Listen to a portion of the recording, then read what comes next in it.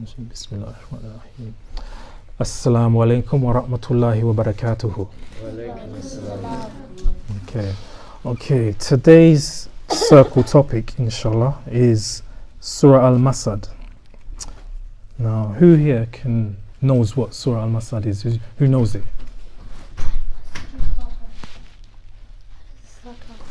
You mean, how does this? You guys are... Bismillahirrahmanirrahim. Tabat yada abi lahab. Okay, who can recite it for me? Me.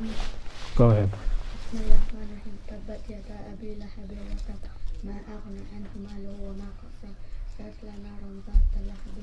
Wamra'atuhu hammalatal hatab fi jidha hablum min masad. Alhamdulillah, mashallah, that's good. Okay, so now this is chapter number 111, and it's a very small surah, as the brother here recited beautifully for us. It contains 5 ayats, 5 verses, right? Now, it's dedicated to an historical account of one particular enemy or non-believer of Islam and the Prophet ﷺ, and his name was Abu Lahab. And do you know what relation he was to the Prophet ﷺ?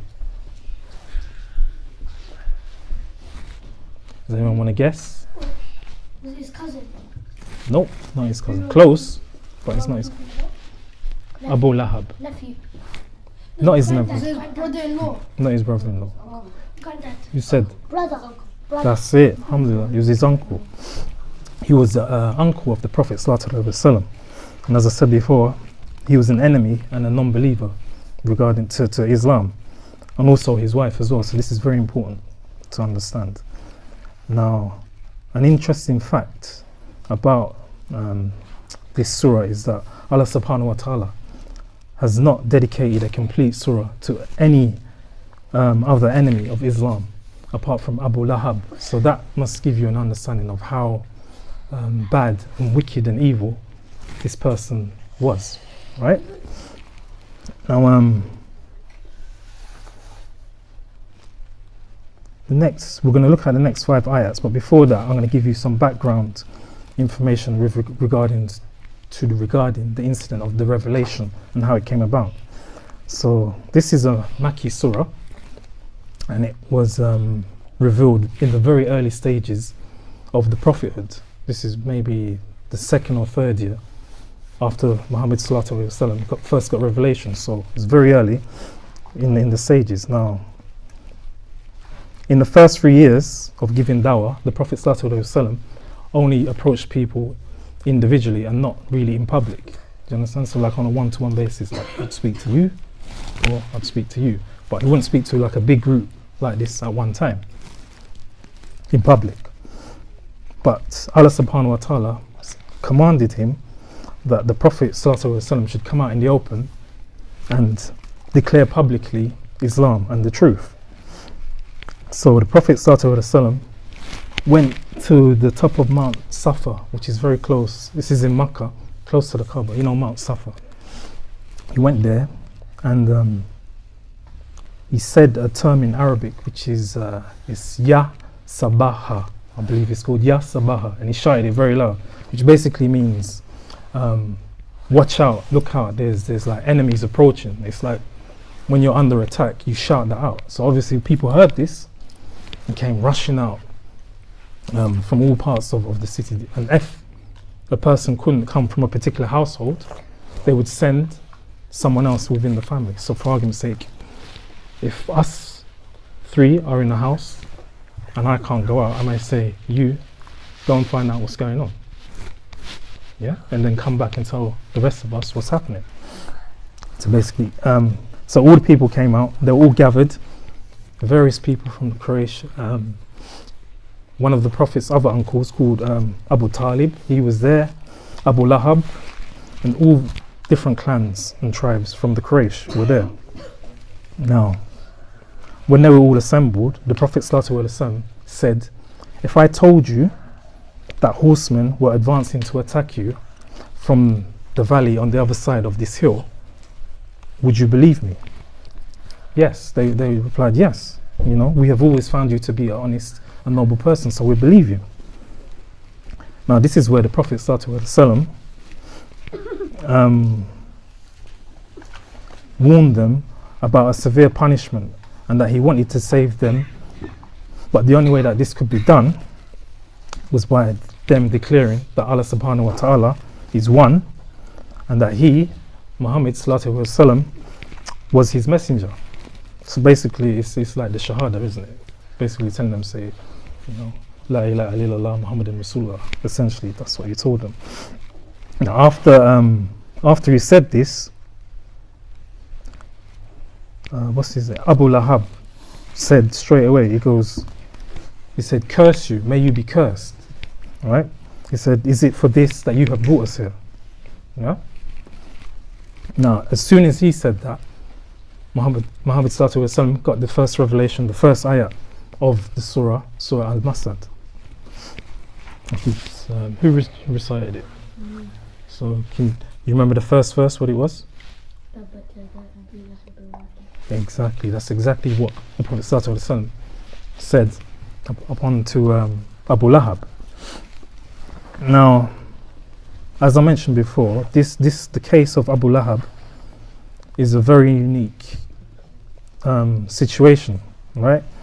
In the fact that he was a non-believer, and which was enough in itself for him to be in Jahannam, to end up in hellfire, because, you know, if you don't believe, that's where you're going to end up, right? But on top of that, he was the biggest enemy to Islam and Muhammad sallallahu alaihi wasallam.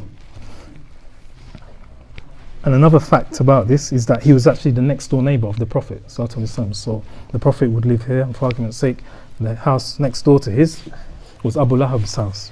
So they were close, not only blood relation, but next door neighbors. Yeah. And some of the things that Abu Lahab used to do, he used to mock the Prophet sallallahu alaihi wasallam, tease him, curse him, insult him. Whenever the Prophet sallallahu alaihi wasallam would recite Quran or pray, Abu Lahab would throw rubbish, dead animals and things like that to disturb the Prophet sallallahu alaihi wasallam. You have a question? I've heard the story where Abu Lahab, they used to his wife had this anklet around his, and they used to mock Muhammad sallallahu alaihi wasallam with the anklet, and then in Jahannam, the anklet will be set on fire, and her body would be burnt. Subhanallah. You didn't give me a chance to get through, but we're going to get to that. But alhamdulillah, you explained it very well. So you understand a lot. So that means at the end, you should have some questions. Yeah? Okay. But yeah, as you said, you're right. She used to wear a necklace, and it was a very flashy one. I think it was made with gold and diamonds, and she used to. But anyway, I'll explain that more further down when we get to the other ayahs, because she's involved in this as well. So as I was saying before, Abu Lahab used to curse the Prophet, swear at him, cuss him, throw stuff at him, tease him. And also when the Prophet ﷺ used to pray, go down into sajda, he put the intestines of a dead animal over him, and all these horrible things he used to do to him on a daily basis. Right? So you think about it, Abu Lahab was the worst neighbor you could have. Yeah? He also used to throw stones at the Prophet's ankles until they bled. That's how bad the persecution was on a daily basis. He also, another thing he did, he had two sons that were married to the two daughters of the Prophet ﷺ, and he forced them both to divorce the two daughters. Now this is how wicked he was. Now if we look at the ayats of this surah one by one, when it was revealed, when this surah came down, Abu Lahab used to also make fun at it, because obviously it was directed at him, but he used to make fun of it. And also his wife, as Muaz was said earlier, she was also a poet and used to make fun of it through poetry. Yeah. and what Abu Lahab used to do, used to just give cheeky remarks about the ayats. Now, the first verse, I'll give it to you in English, is perish the two hands of Abu Lahab and perish he. So in this first ayah, Allah subhanahu wa ta'ala severely chastised, reprimanded, told off very harshly Abu Lahab, right, which will forever be a source of disgrace to him, yeah, until and after the day of resurrection. So this basically means his hands have earned loss, because also at the time he was a very high standing person within the Qurayshi people. His wealth, and politically and wealth, and had a big standing. And also he had 2 sons as well. So his family and his wealth, and all that, Allah subhanahu wa ta'ala says, perish the hands of Abu Lahab and perish he. Therefore Abu Lahab will never triumph, because already Allah's told him that everything's going to be destroyed of his. Yeah? And as I just mentioned a minute ago, the second ayah mentions his wealth and his children will not benefit him. So if we look at this, as I said a minute ago, Abu Lahab used to be proud of his wealth, and that his way of measuring, and that was his way of measuring anyone. So if you were someone that was poor, he wouldn't think anything, he'd think he'd look down upon you. But if you were wealthy like him, he'd respect you. Yeah? So he'd judge people by there you go, and monetary wealth, which is useless really, because that can't help you when you're dead, can it? It's not going to save you. So, but that was his morals. That's how he used to judge people. Yeah. Now, if we look at his death, and when he died, he had all his wealth, he had children, and he was a high standing person within Makkah and his tribes, but none of that saved him, is it? That done nothing to help him at all. Whatever he owned, which made him his character like a tyrant, and whatever he earned would not help him, not in the least, against Allah subhanahu wa ta'ala's punishment, isn't it? So if as I said before, if you remember when the surah came down, when it was initially first revealed, nothing happened to him. It was cursing him, but he was still alive, he was still healthy, he still had his wealth, he had his sons. So it's revealed then, but nothing happened to him. But it was warning that eventually it would all catch up with him and he would perish. Yeah? And as I said before, he had a good life and children and so forth. So Allah subhanahu wa ta'ala was telling him about his future and what was guaranteed to happen to him. Yeah? So if you look at a simple way to look at it, I'll give you another way, is that all his good deeds are useless, because at the end of the day, belief, iman, comes first, and then your good deeds are counted by Allah subhanahu wa ta'ala. So whatever good he did do, even though from what we could see so far, he was always bad towards the Prophet and sallallahu alaihi wasallam and so forth. But any good deeds he did have, they're useless, because at the end of the day, there's no belief. That comes first, Tawheed, Iman, belief in Allah subhanahu wa ta'ala, his messengers, all the books and so forth, isn't it? But he had none of that. So he was at a loss. Now if we look at the third ayah, the third verse, it says, he will be burnt in a fire of blazing flames. Now that is kind of self-explanatory, but Allah subhanahu wa ta'ala starts talking about the afterlife in this surah. Yeah? The fire of red blazing flames will surround Abu Lahab from every direction with no escape. So if you can imagine, from the top, from the front, from the back, from the side, from underneath, everywhere, every angle, there's no escape. It's just pure fire, intense heat, continuously. Yeah? And this is every single day, non-stop, every day. He will be kept in the red hot fire as punishment for all the bad things he did, basically against the Prophet ﷺ and against the deen of Allah subhanahu wa ta'ala.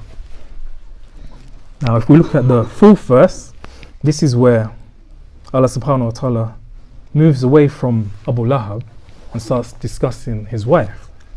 And he says, and his wife too, who carries wood.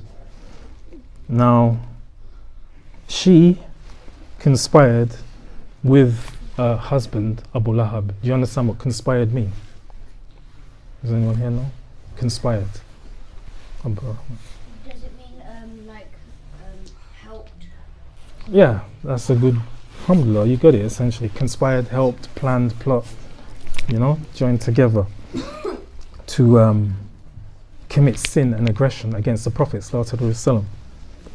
Now, she stirred evil and strived hard as much as she could to harm the Prophet sallallahu alaihi wasallam. And again, she was also from a wealthy family. This is another point. And she was also politically her family, was also politically influential. Now, she was very ill-mannered and bad-tempered, short-tempered, gets angry very quick.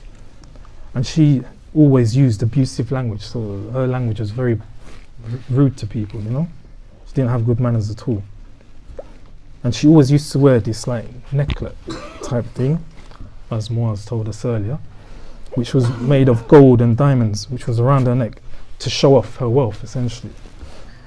And whenever she'd see the Prophet sallallahu alaihi wasallam, she'd hold the necklace and she'd say, I promise by this necklace I'd spend my most important possession against you to destroy what you are preaching. So basically she wants to try and destroy or stop the preaching of the Messenger sallallahu alaihi wasallam, spreading the deen of Islam. So as in this life, Abu Lahab and his wife, they teamed up together like a tag team, to attack and ridicule the Prophet sallallahu alaihi wasallam. In the afterlife, they will be in the hellfire. So in this life, they were together, causing all types of fitna, mischief, and bad things against the Prophet sallallahu alaihi wasallam. And in the afterlife, they'll be in the hellfire because of these actions that they did in this life. And as a punishment, also, this is another part to it. She will carry the wood, which is the fuel, to the fire, essentially, which her and her husband will both burn for eternity in. There's actually, I just remember, there's a specific incident that happened where she set out with some stones to go and stone the Prophet sallallahu alaihi wasallam. And she saw Abu Bakr, basically it was Abu Bakr radiallahu anhu, and the Prophet sallallahu alaihi wasallam sitting together. And she saw Abu Bakr and she went to him, where is your companion? I want to strike his face with these stones. The fact that the Prophet sallallahu alaihi wasallam was right in front of her, but Allah subhanahu wa ta'ala blinded her to him, so she couldn't see him. All she could see was Abu Bakr Siddiq radiallahu anhu. Now if I go back to the verses, the 5th verse says, in her neck is a twisted rope of Masad, palm fire. So now basically she collected a lot of sins on her back, just as her husband, just as someone carries firewood on their back. When you collect a lot of wood and then people might put it on their back to carry it. That's exactly how she collected her sins, one on top of the other, many sins. And as I said, just like how someone would use firewood, collect firewood on their back, tied with a rope around their neck, which is made of masad, palm fiber. Also, another point I should have made, I forgot to mention, is that she used to tie this same palm fiber stuff together and chuck it on the ground in anticipation for where the Prophet ﷺ would walk, and hope that he'd walk on it and cut his feet. Her and her husband used to do that. They used to put it all around the pathways wherever they thought the Prophet ﷺ would walk. They'd throw this masad palm fiber down with thorns in it and hope that that's where he'd walk and cut his feet. So they were very wicked and evil people. Now back to the 5th ayah, as I was saying. In her neck is a twisted rope of masad, palm fiber. the meaning of which is that she will carry firewood from hellfire on the back of her husband while having a rope made of palm fiber tied around her neck. Yeah. So there's two different meanings to that, but regardless of what the meaning is, this surah contains one of Allah subhanahu wa ta'ala's clear signs. When Allah revealed this surah, Abu Lahab and his wife were both still alive. You understand? Right? He was in his prime, and he easily could have accepted Islam, because if he's here every day, he's hearing this being recited, he could have said, you know what, just to prove this all lies, I'll accept Islam, whether he's sincere or not. If he just said the Shahada, that alone could have, you know, that would have destroyed it. That would have said, okay, look, what you're saying, that I'm going to be cursed and so forth, but look, I've just accepted what you've preached, so, you know, I've rendered what you've come with. You know, it's no longer a miracle. But this is the wisdom of the Creator subhanahu wa ta'ala. You know, as I said, both he and his wife had years and years to accept Islam, but they never did. Allah subhanahu wa ta'ala stated that they will taste the torment in the fire. I mean, they would never become Muslim. Yeah? So what the all-knower of the seen and the unseen stated will happen did actually happen. And Abu Lahab and his wife never became Muslim. Yeah? It's one of the miracles of Allah subhanahu wa ta'ala, and what he promises will happen eventually always will happen. So whether it happens today, tomorrow, next year, 1,000 years, 1,000,000 years, whenever he says something will happen, it's going to happen. Yeah. Now that was just a brief overview of the 5 ayats. There's a lot more information that you can get from the Surah of the Prophet ﷺ and other tafsirs that you can watch on YouTube and so forth. But to quickly summarize, as I mentioned before, this surah is a sign of the miracle of the Quran. Yeah, as I said, we know that this was revealed when Abu Lahab and his wife were both still alive, and neither he nor his wife accepted Islam. And another point I want to make before I finish is that your relationship with someone, i.e. whether it's your mother, your father, your cousin, your brother, your auntie, your uncle, is not a reason for your faith, for your belief. Yeah, because as I've given you examples of Abu Lahab never accepting Islam, even though he was the uncle of the Prophet ﷺ. Likewise, the other uncle of the Prophet ﷺ who protected him was called, does anyone here know his name? No, not Abu Bakr, that's not his uncle. Alhamdulillah, Abu Talib, that's it, Abu Talib, yeah? So you guys know Abu Talib, yeah? So again, he wasn't a believer, but he said, I will protect you, O nephew, so that you can go out and, you know, give dawah. I will protect, and he did. He was true to it. He protected it, even though he never accepted Islam, because he said, I can't turn away from the belief of what my forefathers used to believe. That's the only reason why he believed what he believed, was because of his family ties. Yes, and likewise, as I was saying, like us today as Muslims, we can't simply believe in Islam, you know, and so forth, because it's what our family, our parents are, or whatever. Obviously, you believe, but it's not because of your family, isn't it? I mean, look at me. If it was, I'm a convert, isn't it? If I stuck by the beliefs of my family, I'd be Christian. Yeah. But you come to your own conclusion, your own understanding, and you believe through sincerity, isn't it? Yeah. Not through because okay, my dad believes this, or my best friend, or so. No, that's not how it works. At the end of the day, it's all about sincerity and our intentions. And ultimately, Allah subhanahu wa ta'ala knows the intentions of everyone. Yeah. So I'll end it there, inshallah ta'ala. So if you guys got any questions, please feel free. Once. What religion did Abu Lahab have? He was an idol worshipper, innit? I think he believed that great idol, was it Uzzah? I can't remember, but he was an idol worshipper. Well, I remember. Because obviously during that time, there was a lot of idol worshippers there, isn't it? Yeah? I know. So you know Abu Talib? Yeah. You know how he helped the Prophet like go give dua? Yeah. You know on his deathbed, did the Prophet tell him to convert? Yeah, I think he did ask. Yeah, you're right. That did happen, isn't it? On his deathbed, he asked him, and again he says, I can't turn away from the beliefs of my forefathers. And so you know Abu Talib, would he go to Jannah or Jahannam? Well, essentially Jahannam, isn't it? Because at the end of the day, he didn't believe.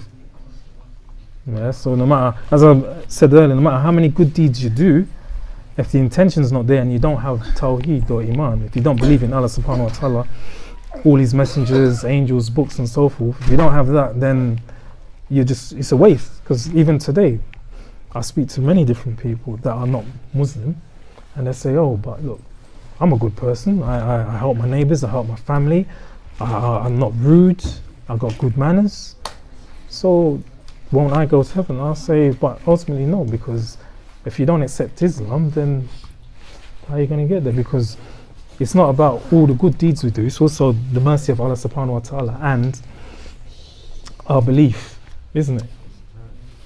That's what Do you know, but Allah could be generous and let him go to Jannah because he helped the Prophet. it could do, but from what we know and from what we understand of everything, that's not going to happen, is it? What you just reminded me, he is going to be in Jahannam, but he's going to have the least punishment. I think it's just up to his feet, the fire is going to reach, or his ankles or something like that, but don't quote me on that. But maybe you can read up on that and tell me next week, inshallah. There you go, that's your homework. Yeah? So you know how in the Quran it says that Allah can forgive you like after a bit of punishment and then take you to Jannah instead? Yeah. Yeah. Yeah. So can't you do that? But that's with Muslims, isn't it? Muslims, Oh, isn't it? Yeah. Abdul Rahman. Is it true that some idols were made out of the food and then when the idol worshippers had created it, they started eating it when they were hungry? There's also, they made idols out of everything, innit? Wood, stone, all types of stuff. It's senseless. How can you worship something and then turn around and eat it? If I've made something, how can I call that a god? If I can make it, then it's God, isn't it? Does that really make sense? It doesn't make any sense. It's stupidness, but they were blinded, they were ignorant, that's it, isn't it? You got any more questions? No? Nobody else? Yeah? Oh, sorry, Muhammad. Go for it. You know how you said when Abu Bakr was sitting next to the Prophet Yeah. and Abu Talib's wife went up to him and asked where is the Prophet, but she couldn't see him. That's right. Because Allah had blinded him. Wouldn't that mean that she wouldn't have been able to do anything to the Prophet if she couldn't have seen him? Yeah, but that's why she didn't do anything, because she couldn't see him. She was blinded. Yeah? You understand? I mean, she could see Abu Bakr, but she couldn't see the Prophet sallallahu alaihi wasallam. So basically she see Abu Bakr, but there was no one around him, even though the Prophet sallallahu alaihi wasallam was sitting next to him. Yeah? Because as I said, she went there with stones in it. She wanted to hit him in the face with it, because that's what she said. Where is he? I want to hit him in the face with these. But he was there in front of her, but Allah Ta'ala shielded him, so she couldn't, or blinded her, so she couldn't see him. Yeah? It's similar to what happened when the Prophet had to escape from his house and the assassinators had fallen asleep. That's true, alhamdulillah, that's good. MashaAllah, that's very... Is that it? Any more questions, comments? No? No? We finished? Alhamdulillah, Jazakallah khair, boss. Let's finish, inshallah.